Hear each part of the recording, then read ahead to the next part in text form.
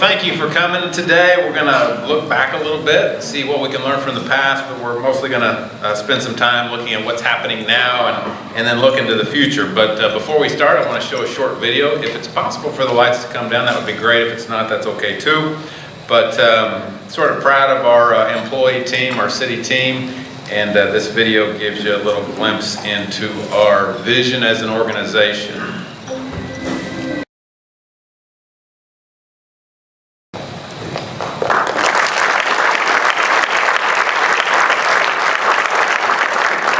So pretty proud of our city team. We just got that completed, so I wanted to share it with you. Today we're going to talk a little bit more about that, very briefly, about real people, real character, real community. But before we start, I've been to a few of these now, and actually done a couple of these.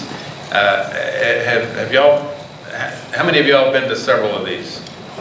How many? Okay, that's encouraging. How many have been to maybe every one of the ones that I've done? Okay, 3 or 4 of you know. That's encouraging too. How many would you say that is? And just throw out a guess. How many of these have I done? I hate to use the word I so much, but 4? Good guess. Actually, this is the 5th one, so you're right. But the point of that is, time goes pretty quickly. It's hard to believe that. I see things in my life. I'm 58 years old now. I don't feel old, but time flies a little quicker when we're a little bit older. Some of you people that are under 40, you don't have to believe that, but it's going to happen. So time flies. Well, let me tell you a story about old age, short story. How many of you are familiar with Dr. Lee Manzer? I think several. Raise your hand. Okay, there's quite a few of you. He's a professor at Oklahoma State, venerable, respected professor at Oklahoma State University. How many of you had him in class? So a few of you. So you know of Dr. Manzer. Well, we had the opportunity to have him speak to a group of our employees recently, and he speaks all over the country to public, private entities of all types on all different topics. But he came and to speak. It was over at Bailey Education Foundation. I got there a little bit early, and Michelle Dempster, our Human Resources Director, was coordinating, and she was working with him to get his questions answered. Do you have everything you need? And he was working on his lapel mic and getting it fixed up. And he said, at my age, all I really need to know is where the men's room is. And he looked up at me and said, you know what I mean. So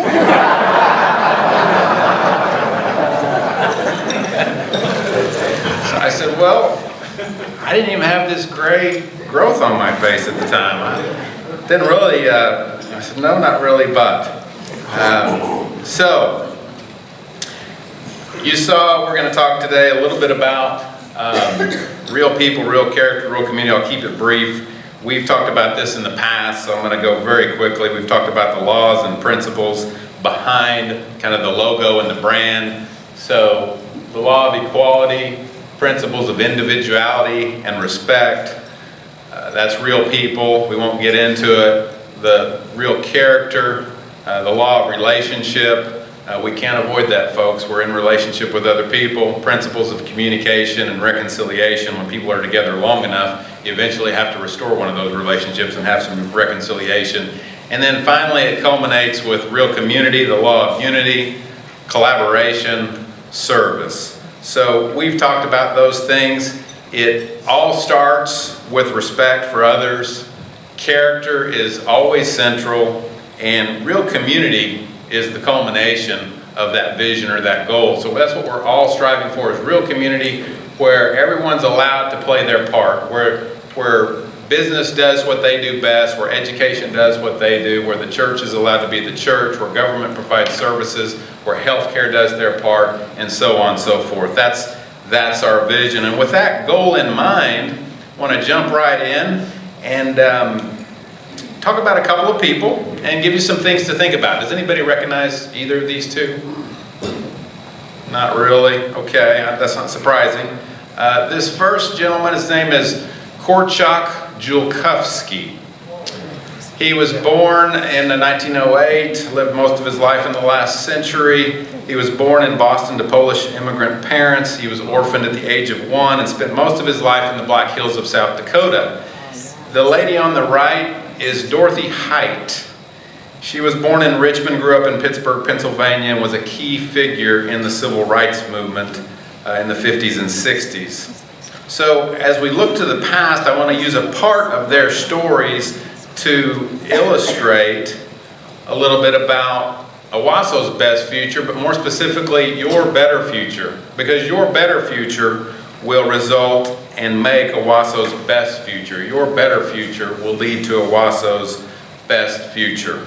So I want to talk a little bit about legacy.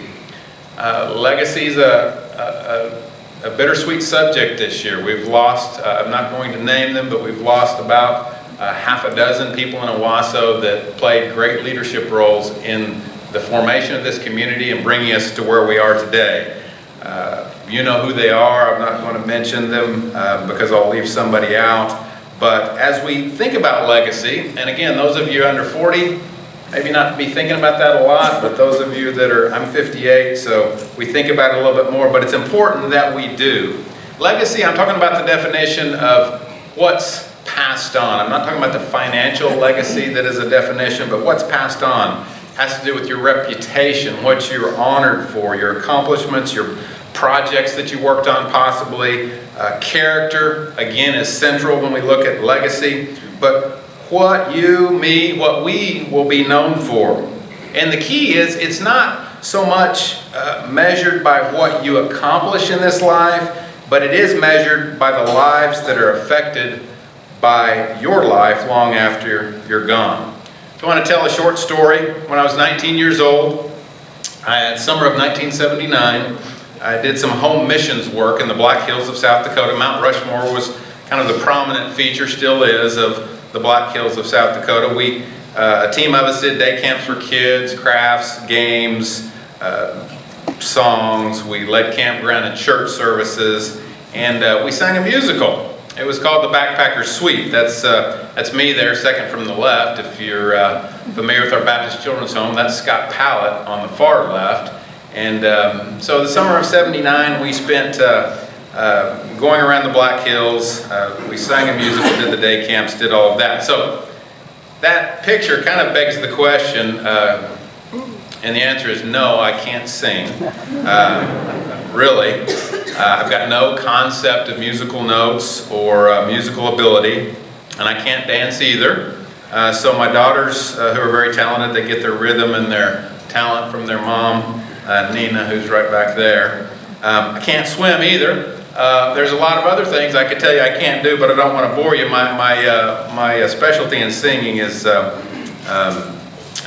just trying to blend in. Happy birthday is about the height of my musical ability.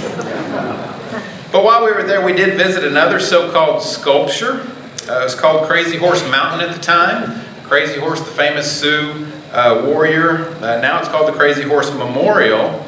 The story, as it goes, the history is that around 1940, several Lakota Sioux chiefs commissioned Korchak Julkowski, led by Chief Henry Standing Bear, to design a mountain carving that would honor the famous war leader Crazy Horse. The great irony is that Crazy Horse would not allow himself to be photographed, so you wonder what he would think today of the work of a 563-foot high monument in his honor.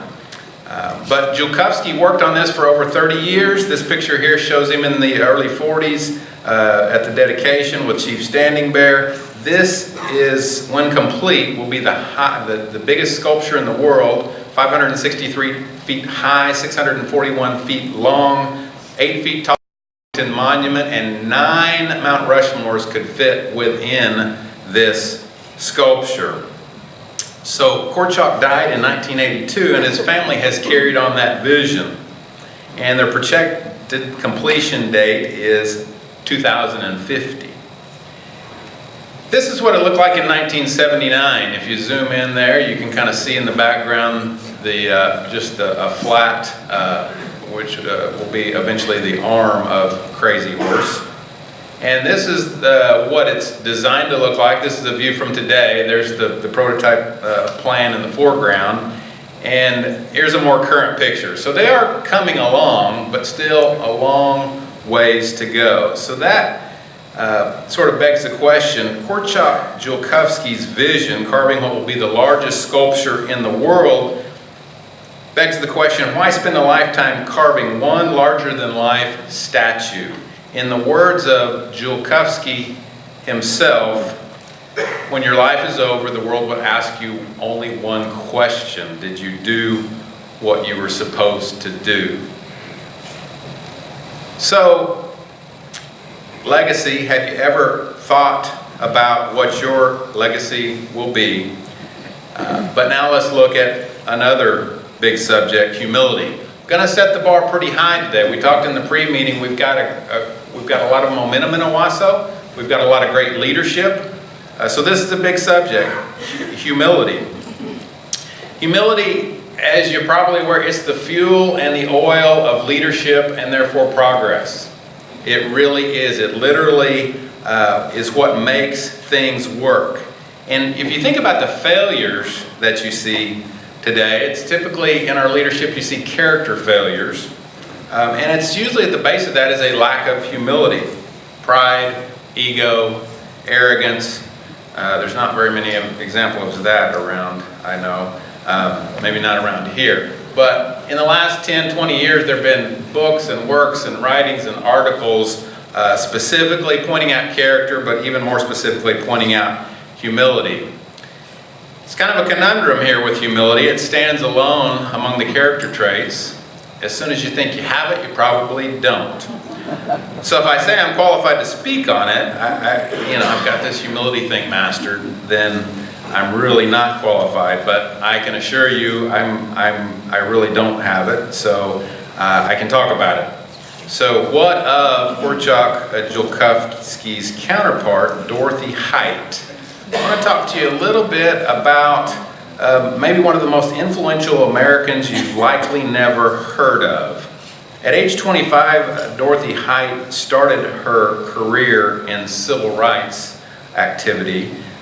She worked for the New York City Welfare Department. She came to New York as a young person in 1929 after she was admitted to Barnard College, but when she arrived and they found out she was black, they denied her enrollment, even though she had won awards as a speaker and had great grades. They had an unwritten rule of only allowing 2 blacks per year. So she went and enrolled at NYU and graduated with a degree in 1932, got her master's in educational psychology in 1933.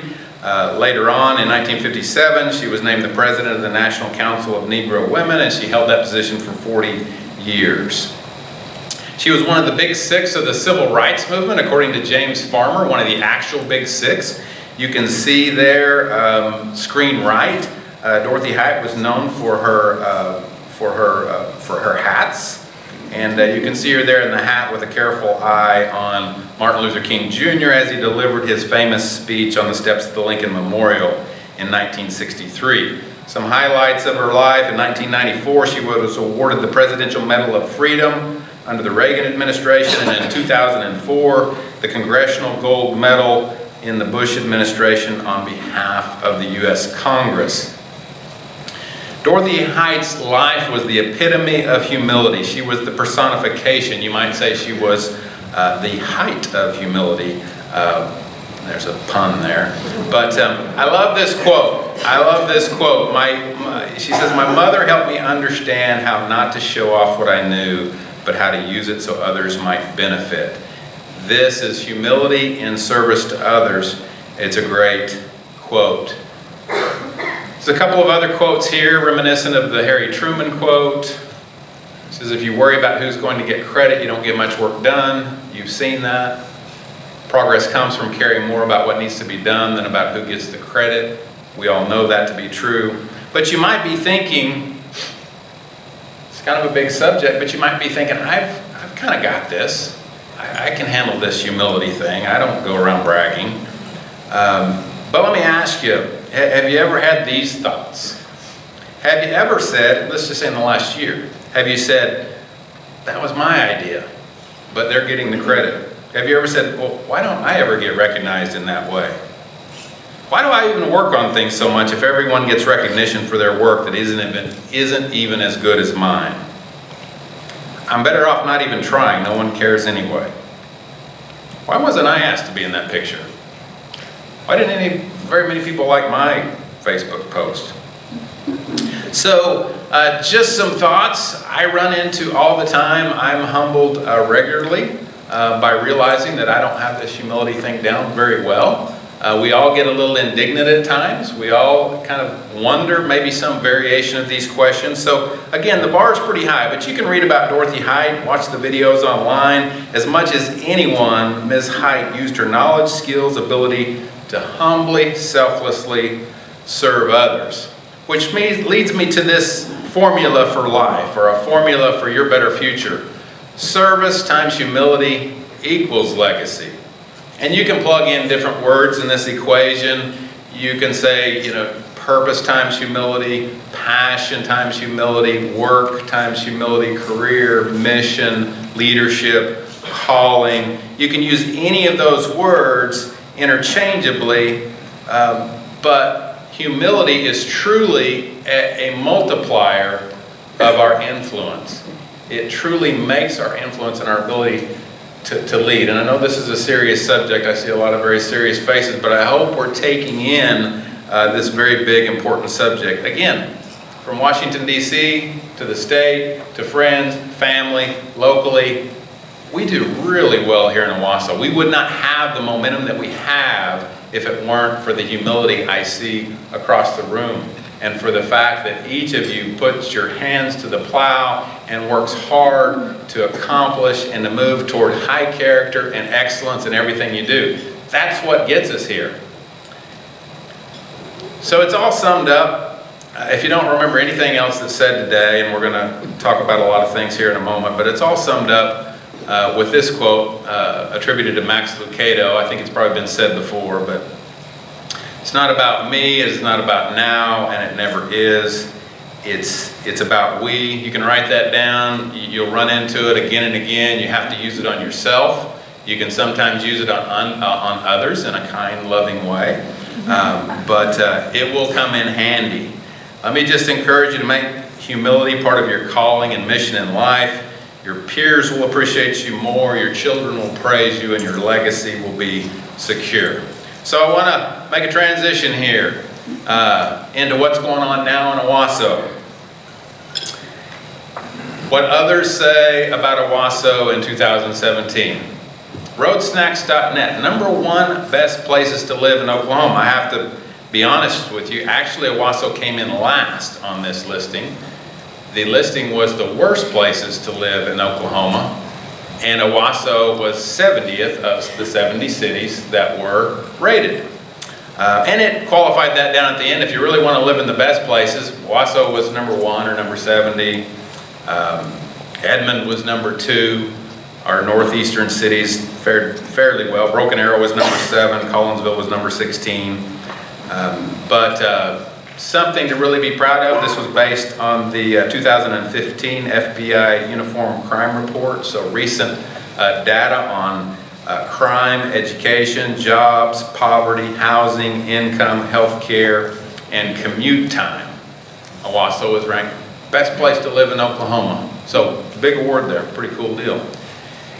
#2, safest cities in Oklahoma by the National Council for Home Safety and Security, also utilizing statistics from the from the FBI 2015 Uniform Crime Report. This was cities, it ranked #2, this was cities over 5,000 are the only ones they ranked, but in the top 5 cities other than Owasso, Piedmont, Oklahoma was #1, small community outside of Oklahoma City, but the other top 5 were less than 10,000 people. The rest of the top 10 was less than 25,000 people. So Owasso is the only larger city to even be ranked in the top 10 safest cities in Oklahoma. And then finally, earlier this year, you might have seen it, consumer advocacy group ValuePenguin.com ranked us #2 safest places in Oklahoma among the large cities, over 20,000 people. Now their information was from the 2014 FBI Uniform Crime Report, so we had a better year in 15 than we did in 14. But all of these rankings weighted violent crime higher or more, had more impact on the outcome than property crime. So we ranked very well any way you looked at it. So that's what others are saying. Some of you were at Coach Bill Blankenship's opening press conference. Before there was a single W or a single practice, Coach Blankenship said, Owassans, it seems, don't sometimes appreciate how good Owasso really is. Big words for somebody without a single practice or a single win, but he said, I am grateful to be here. And if you know Coach Blankenship and his character, you wouldn't doubt the veracity and sincerity of his words. But he said, he talked about how much we have to be grateful for in Owasso. Sometimes in our own hometown, we don't see it as well. Moving on, funding sources. This is really a thank you to all of you. 5-6 years ago, we had a lot of needs. We had 100 projects on the list that needed to be done, over $300 million, and we had very little money to do any of them with. The CIP, the third penny for capital improvement, was approved in 1983 and made permanent in 2003.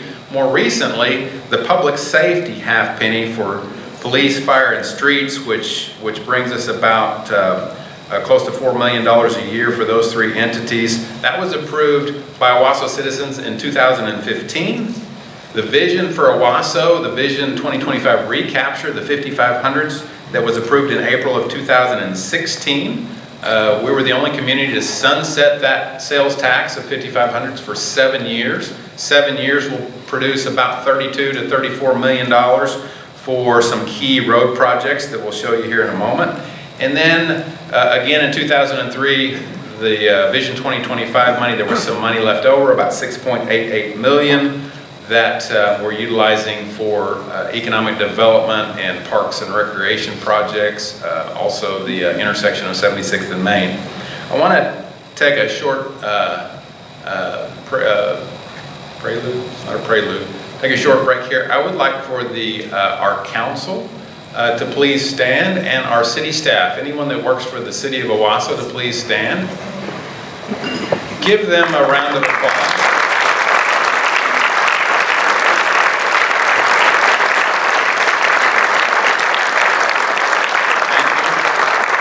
Thank you. The reason I had them stand, these are the people that make it possible for me, in this case, to stand before you each year with good news. These are people that make it possible for all these projects to go. Right now there's over $70 million of projects under contract. When they're all moving, there'll be well over $100 million in projects due to the funding that you as Owasso citizens approved. But these are projects that are discussed and developed and planned and negotiated and bid out, and then these contracts are approved by the council. They go through, in some cases, the planning commission and the council. Questions are asked, funding is approved. Everything that you're going to hear for the next 10 or 15 minutes goes through those folks right there. So we have a lot to be thankful for. They certainly make my job easier, but more importantly, they make your quality of life outstanding. So projects. You've heard me say this before, more than ever before. When you're a growing community like Owasso, you're always playing catch up with infrastructure. Some of you will find infrastructure fascinating. Others will find it a little bit boring. We're going to go through it pretty quickly. I'm sorry, Roger. And my apologies to the other engineers and developers in the audience, but we're talking streets, stormwater, sewer, water, buildings and facilities, and we are talking parks also, so there's some real excitement for everyone in there. So this is the current project distribution. I don't think that covers all the projects that are in the works, but it's a good distribution all over town. There's road projects, there's building projects, there's sewer projects, there's stormwater projects, and we'll go through them here pretty quickly. Right now, CIP funded, third penny funded. We're in the right-of-way acquisition phase for all of these projects. They're all been approved on the CIP eligibility list for pursuing forward. You're familiar with, I think, all of those. If you're not, we'll try to have a little bit of time for questions after. I've got a couple of experts in the room, and we can answer questions on those. We'll hit some of them with some details, but these are all in various stages of design and engineering, right-of-way or utility easement acquisition, utility relocation, and moving toward construction. Some projects that you might not know about: the Highway 169 Service Road Alignment Project, just to the south of where we're sitting here today, that will bring, in front of the new Glover dealership, will bring alignment of the service road on the north end as it approaches 106th. Alignment with the existing service road that runs right in front of this building. On the other side of the Highway 169 West Service Road, extension between 106th and 116th, next to Rejoice. This is a key arterial, really increase the safety for our community and relieve congestion at the school. Also be an alternate access to retail and to 116th and to 106th. The engineering is almost complete on this. It's moving very quickly because there's no federal funding involved, and so we're looking forward to that coming under construction pretty soon. Here's 5 stormwater and sewer improvement projects. 3, we won't go into detail, but the Central Park Lake Ridge project, the Elm Creek Tributary Rayola project, and the South Sports Park Regional Detention project are all waiting on U.S. Army Corps of Engineers permitting or FEMA permits. Brookfield Crossing stormwater improvements. This is about a $700,000 project that's been waiting been in the planning stages for some time. These are significant improvements to drainage in the Brookfield crossing development, and we're looking at an end-of-year completion on that project. The Garrett Creek Morrow Place lift station and sewer improvements. This is about a $1 million project, improving sanitary sewer and accommodating existing and future development between 106th and 126th Street North, and also between Highway 169 and 129th East Avenue. Kind of gives you an idea of the drainage basin there. A city project connecting our fiber communication. I'm probably the last person in the room who could talk in an educated manner on this, but it's going to keep our technology current. The City Hall relocation project, as you know, was complete, but I did want to add a couple of an award since we last met. The Keep Oklahoma Beautiful 2016 Government Green Place Award, the ABC Associated Builders and Contractors 2016 Excellence in Construction Award, and the AGC Association of General Contractors of America 2016 Build Oklahoma Award.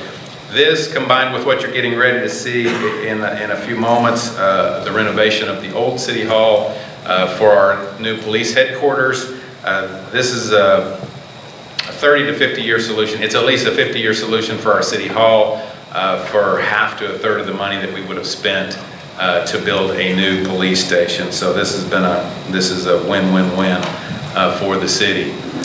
In September, there was groundbreaking on our Public Safety Operations and Training Complex. This is funded through both the CIP and the Half Penny, which purchased the land and will help pay for the operations of Fire Station number 4. It's between it's on 116th between Garnett and 129th.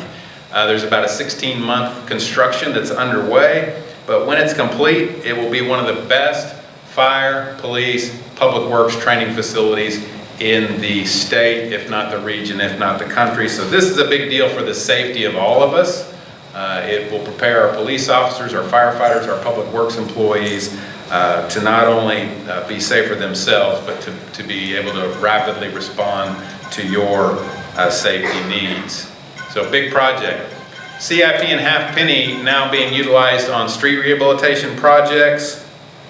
I'll just say that since prior to 2013 and the Half Penny and certain priorities set, from 1996 to 2012, we averaged about $385,000 to $400,000 a year on street rehabilitation, always with the goal of spending at least $1 million. FY13, we spent $1.3 million. FY14, 1.0. FY15, $1.1 million. FY16, $1.8 million. And FY17, the council just approved the largest ever rehab project in the city's history, close to $2.9 million for the work that you see in this slide.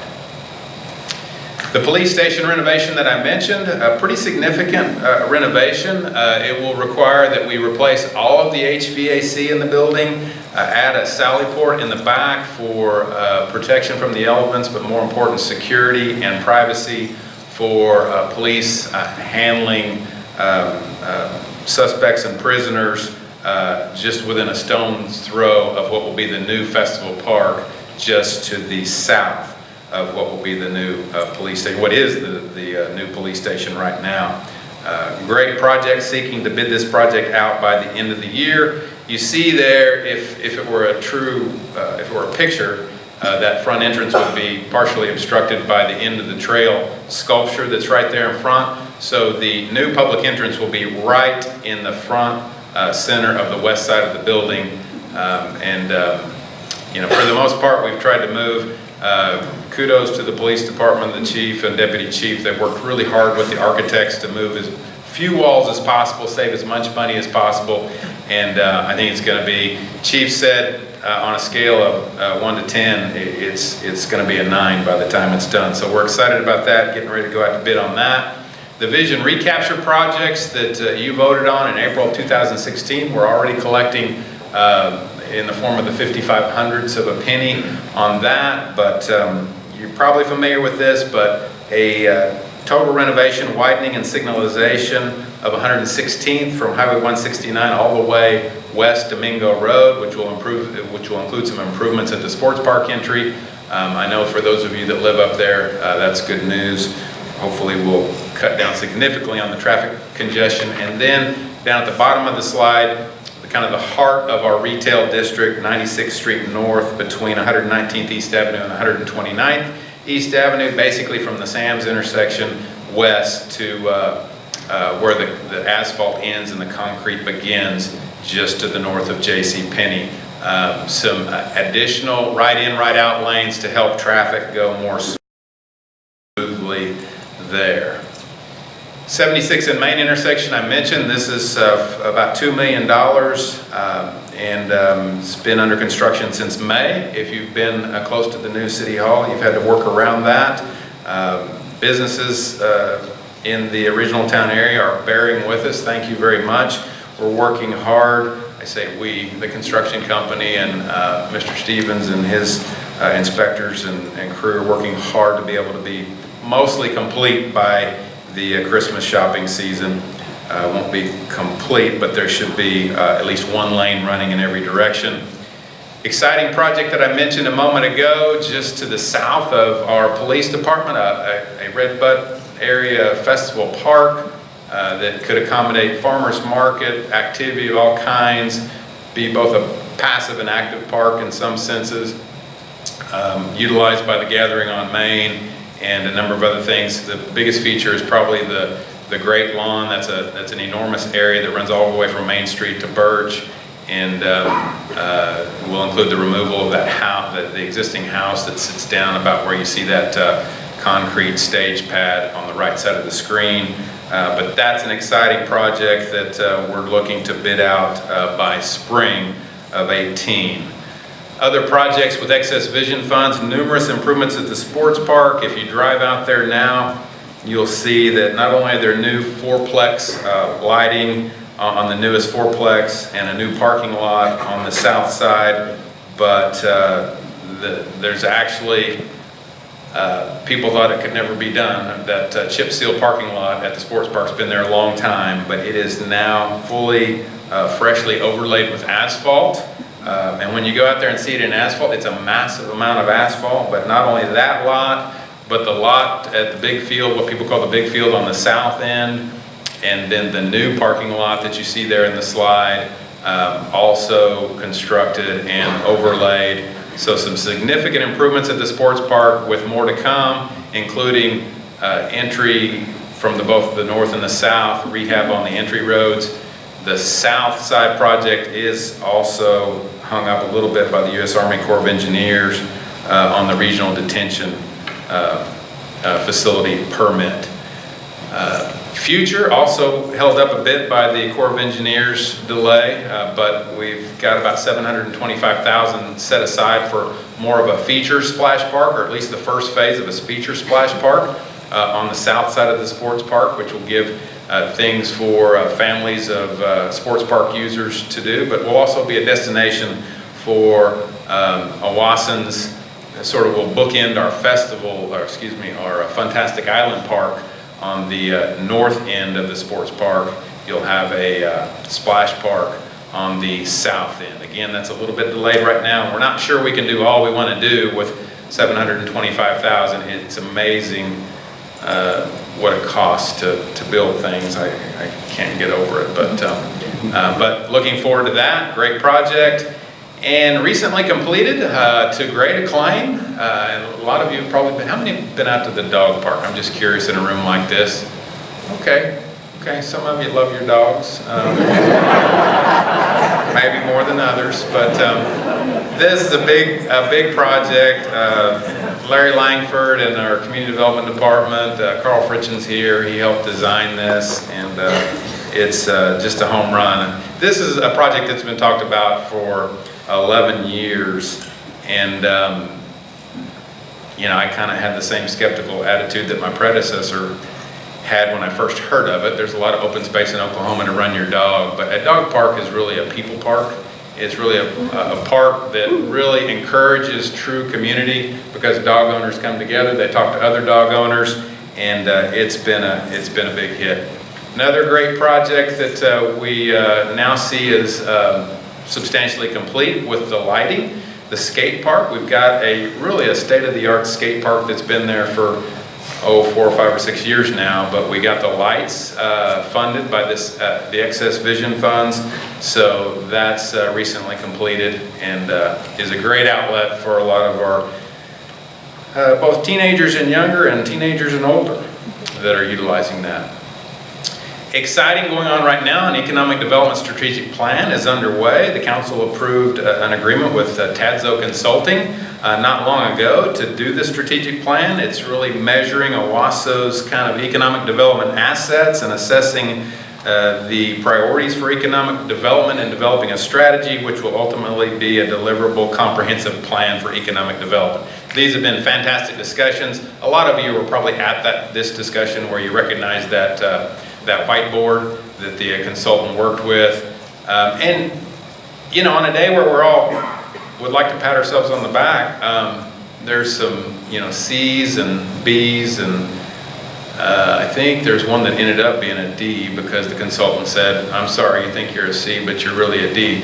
But very realistic discussion. We can't be all things to all people in Owasso, but we're developing a strategic plan for what's best for Owasso and economic development going forward. The mayor and Mayor Dunn and his wife and Nina and I recently had an incredible opportunity. No city funds were used on this, but we traveled to Chaumont, France to formalize our sister city relationship with Chaumont. The gentleman between us is Mr. Henry Lupi, who would like to talk with any of you that want to go to France and develop some sort of a liaison with the city of Chaumont, whether it be veterinarians or law enforcement or other, community theater, whatever the case may be. He's very interested in accommodating and liaising any type of sister city relationship where they can. The gentleman on the right, the mayor and I had to go all the way to Chaumont, France to meet this Owasso resident. His name is Dr. Clark Schilling. He's a TCC history professor, and he was there to do a presentation on the American presence in Chaumont. The other thing that was being celebrated, and I've got just a little bit of time, so I'm going to share this takeaway from Chaumont. Also being celebrated was the 100-year presence of the American military in Chaumont. In 1917, General John J. Blackjack Pershing decided that Chaumont was the spot in northern France that we needed to set up American military headquarters. And the military base has been there ever since. And the people of Chaumont, not only were they very gracious for the mayor and I, treated us really like royalty. It was a once-in-a-lifetime opportunity. But the people of Chaumont really are grateful for the American presence and as allies in World War I and World War II in a way that would probably surprise you. Different than the stereotypical view of the French, the people of Chaumont actually celebrate American Memorial Day. So they're extremely appreciative, and maybe don't always believe what you see on Facebook would be the rule. Did you already know that rule? I think you already knew that rule. So it was a great opportunity to be there. We formalized the relationship. There's the mayor. That's the American Consul General. Next to the mayor, Kara McDonald, from the American Consulate in Strasbourg. That's Mayor Christine Guillemet of Chaumont. And we gave him a little key to the city with a picture of the current police headquarters, and you can see the American flag and the end of the trail statue. They appreciated it very much. And moving on, in April, Council approved Owasso's first ever TIF district. TIF, you've probably heard that term, but it stands for Tax Increment Financing. I won't go into the details, but already culminating in some fantastic development, the Maori lofts and retail. You know, we talk about trust, but we've got local investors in this room investing multiple millions of dollars, and that says more about trust than any words ever could. So thank you, Maoris and Coulters. I was just talking to Tim Rich. You know, McDonald's has invested over $1 million into improving 8-year-old buildings. Many of you are investing in Owasso, and you've expressed that you trust where Owasso's going. Well, you should. Look around at the people in this room. These are the people that we depend on and we can trust. So thank you, Maoris, Coulters, Riches, others. You're literally changing the face of Owasso. That's probably good.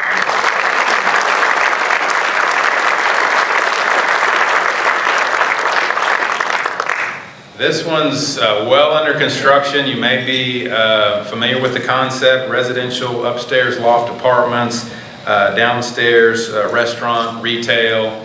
If you want to be in the Maori building, contact either Steve or Renee right away. Renee. Contact Renee. Probably a good call. That was actually Steve that said that, sorry.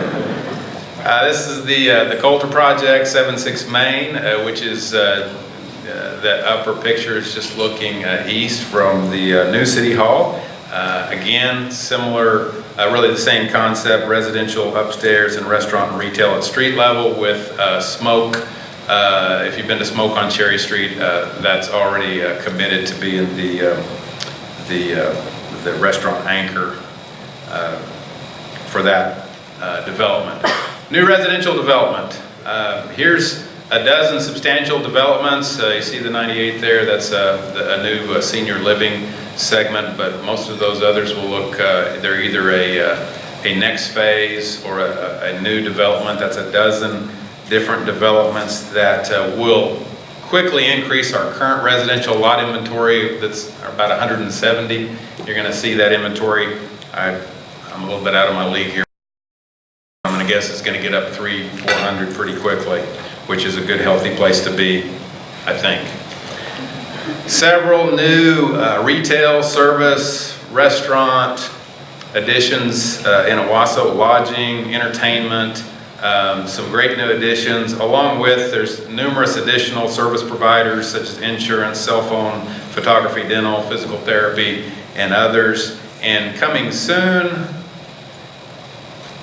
Western Sun Federal Credit Union, Montessori, the Mission, Safelock, Casey's. I was told that Ulta Beauty would get a reaction, and I'm not hearing a big reaction, but I was told, oh, I got one, woohoo, that's good, but some neat things coming soon, so good to know that. Well, I want to wrap it up with just 7 questions to kind of challenge us and make us think about your better future, which is Owasso's best future, and your legacy.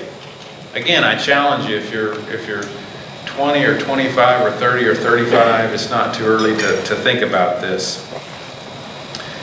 Question, do I have a view to the next generation? Am I doing something that will make a difference 25, 50, or even 100 years from now? Julkowski's words, am I doing what I'm supposed to be doing?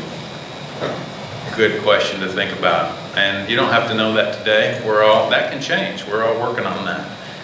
But secondly, will my efforts benefit the greatest good for our community? Will it promote and benefit what we call real community, where character is central and we respect others? I still like Boren's quote, every decision should be made with the goal of increasing community. Are we making decisions with real community in mind? And do I understand that mutual trust is the basis of all collaborative success? And if I don't trust others, they won't trust me. Always err on the side of trusting. 4, do I understand that my disagreement with someone doesn't make us enemies? You know, that's a good question. I'm taking an interlude here. People think crazy things. Have you noticed that? People think crazy things. Did you know that 7% of American adults believe that chocolate milk comes from brown cows? Now that sounds unbelievable, but that was an online survey done by the Innovation Center of U.S. Dairy. The Washington Post published those results June of this year. So if you do the math in a community of 35,000, that's about 2,500 people around here that believe that chocolate milk comes. There could be some sitting in this room.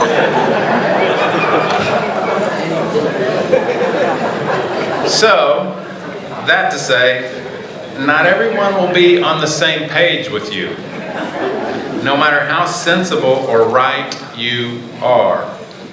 We can disagree on facts or opinions and maintain respect and not be enemies. Which leads to the next question, do I treat everyone with dignity and respect? Very basic for Owassans. Basic question. I love that it's a basic question because it's not happening everywhere. It's really not. Now, the question there is, do I treat everyone with dignity and respect regardless of how I suppose or assume they may think about me? What I see from my seat is that the root of many problems is our assuming or thinking for no real definable reason that someone doesn't like us or some group of people are not for us. We all have a tendency to jump to that conclusion with no real evidence. So it's really important that I ask myself that question, am I giving people unconditional high regards and respect regardless of how I think they may think about me?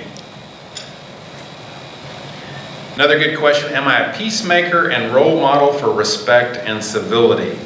But I like the follow-up even better, or am I a competitor? A lot of competitors in the room, or you wouldn't be in this successful position you're in. Am I a competitor whose natural selfish reaction is, well, guess what? I don't like you either. Isn't that? I mean, whether you read something on social media or whether someone says that someone said something, I mean, that's all of our natural reaction, and we've got to restrain that. Winning is great in sports, go Rams, but often in life, winning can be losing, especially from my seat. Senator Dossett's here. Compromise is pretty important, isn't it? I don't know, somebody told me that one time. And finally, do I truly understand it is not about me, it is not about now, and it never is? Let me tell you why this is important. And this is important, I'm going to read it word for word. Why this is important. When you get to the end of your life, you won't treasure the positions, homes, cars, power, or wealth. You will value the respect you gave and received, the relationships you built and restored, the service you gave in the best interests of the people you love, and the character you built in them, and the community you helped nurture. That will be your legacy. That will be your satisfaction and treasure. As Gandalf said, all we have to decide is what to do with the time that is given us. And I'm going to give you one last important thought, and this will be the end of serious thoughts. I want to read a paraphrased small paragraph writing of Dr. Richard Halverson. He was the U.S. Senate chaplain from 1981 to 1994. It goes like this. You're going to meet an old man or an old woman someday down the road. 10, 30, 50 years from now, waiting there for you. That old man, that old woman will be you. He or she will be the sum total of everything you do, say, and think today and tomorrow. His or her heart will be turning out what you've been putting into it.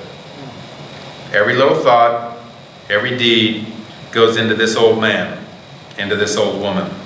Every day in every way you're becoming more and more like yourself. Interesting, you may say, but true. You're beginning to look more like yourself, think more like yourself, and talk more like yourself. You're becoming yourself more and more. So the question is, what do you want you to look like when you meet you? We become what we choose to daily take into our minds and daily act out. You're not old yet, but what you're doing today and tomorrow will make your legacy. Final word on humility. Don't accept your dog's admiration as conclusive evidence that you are wonderful.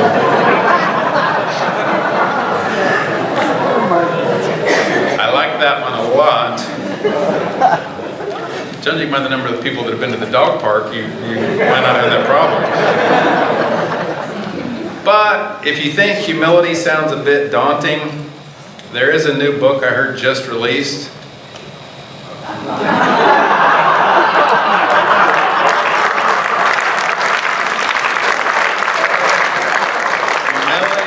Perfected It by Steve Mowry. Now I've already suggested a sequel titled Everything I Learned About Humility I Learned from Renee. So with that, thank you for being here. I want to open up to just a couple of questions if we have time. It's if I can get my device to work here. Well, we're a little bit past time. Let me put it this way. I want to respect your time. We've got city people in the room, Roger Stevens, Larry Langford, Chelsea Feary, others, Chief Chambliss, Chief Garrett, Chief Hurst. If you have questions about any of these new projects, they're really the people to talk to anyway. So catch them, they'll hang around, but they're right back there. If you don't know who they are, ask me and I will catch them for you. But thank you so much for being who you are and for being here today.